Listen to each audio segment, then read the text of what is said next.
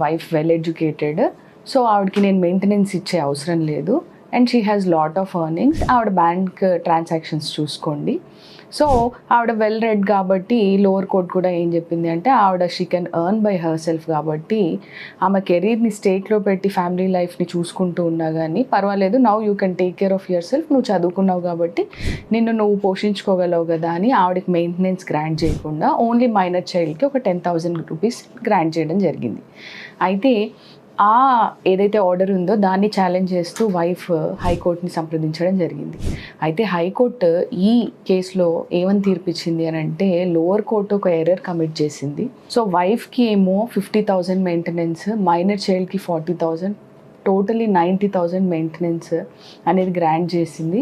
చాలా హస్బెండ్స్ ఎవరైతే లక్షల్లో సంపాదిస్తూ అబ్రాడ్లో ఉండి ఇక్కడ వైఫ్ని అండ్ చిల్డ్రన్ని మెయింటైన్ చేయట్లేదో అటువంటి వాళ్ళకి ఇది ఒక ప్రెసిడెంట్ అవ్వాలి అని కోరుకుందాం.